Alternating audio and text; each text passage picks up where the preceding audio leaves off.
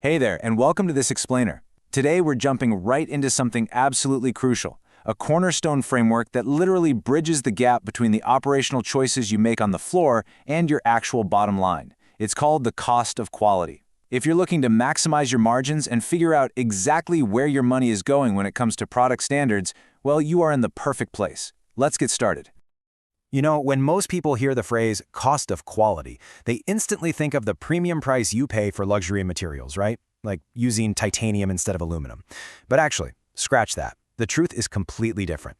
The cost of quality is really the total financial burden a company faces simply because poor quality might exist or already does. It's the financial toll of deficiencies, plain and simple.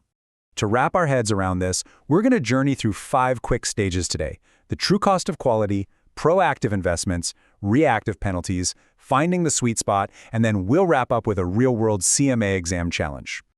So let's kick things off with Section 1, Proactive Investments, also known as the costs of conformance. Conformance costs are basically the money you actively spend to make sure things go right the absolute first time, and this breaks down into 2 really vital categories. On the one side, we have prevention costs. Think of these as your shield.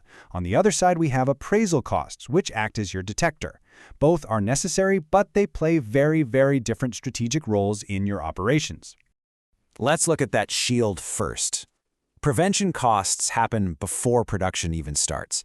We're talking about worker training programs, robust product design, routine equipment maintenance, and thoroughly evaluating your suppliers. You're spending capital up front here to build a protective barrier. It's all about stopping defects before they even have a chance to materialize. You are building it right from the very start. But even with an amazing shield, you still need a detector, and that is exactly where appraisal costs come into play. This includes things like product testing, quality control inspections, laboratory testing, and even inventory counts. These detectors are deployed during the production process itself. You're actively inspecting and testing everything to guarantee your products meet your exact specifications before they ever get boxed up.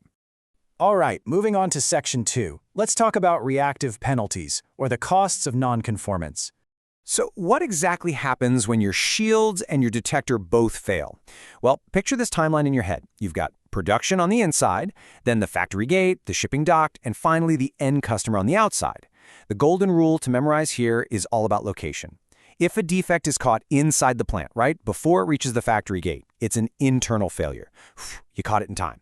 But the precise moment that defective item crosses the shipping dock and heads toward the customer, boom, it escalates into an external failure.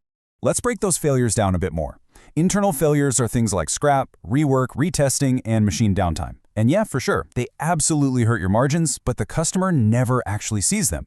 Now consider the external failures. When a defective product actually makes it to the end customer, you get hit with warranty claims, massive product recalls, legal liabilities, and lost sales. These are unequivocally the most toxic penalties a business can face because they do lasting, sometimes permanent damage to your brand. Which brings us right into Section 3, finding the sweet spot and managing that strategic trade-off. Now, you might be wondering, why do management accountants categorize expenses so strictly like this? Well, it helps us find the sweet spot. Just notice how these 2 scenarios compare. If a company decides to skimp and spend almost zero on prevention and appraisal, their failure costs just completely skyrocket. Inevitable defects, recalls, customer lawsuits, you name it. But look what happens when you proactively increase that prevention investment. The failure costs drastically shrink. And the best part? The overall total cost is actually lower. I mean, you can't realistically spend infinite money to achieve 100% perfection, but you absolutely must invest enough upstream to avoid those catastrophic failure penalties.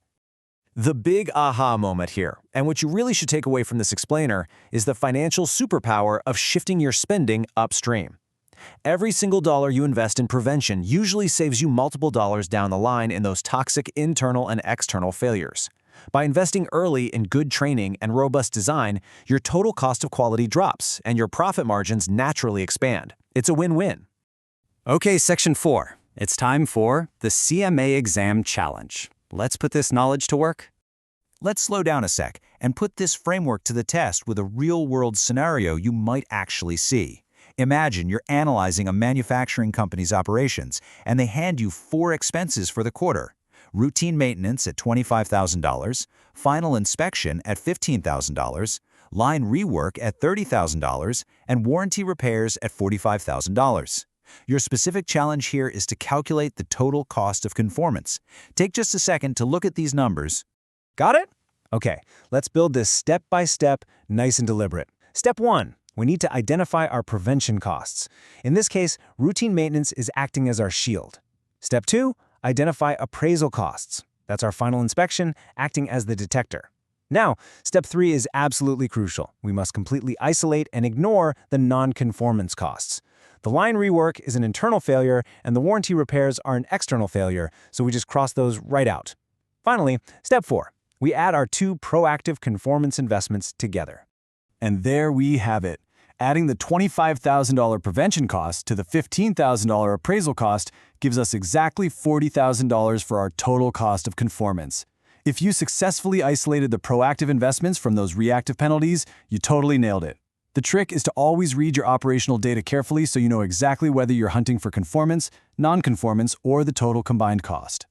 To summarize this explainer today, I want you to keep these 3 golden rules top of mind. First, conformance builds it right the first time. Second, non-conformance pays for mistakes. And third, consciously shifting your resources upstream into those proactive investments will inherently lower your total overall quality costs. As we wrap up, I want to leave you with one final, pretty heavy thought to consider. While we can easily add up the exact dollar amount of a warranty repair or, a piece of scrapped metal, what is the invisible, devastating cost of the lost sales you'll never even see due to a damaged reputation? Can any business truly afford to ignore the shield of prevention? Thank you so much for joining me for this explainer, and definitely keep that question in mind as you evaluate your own operational strategies.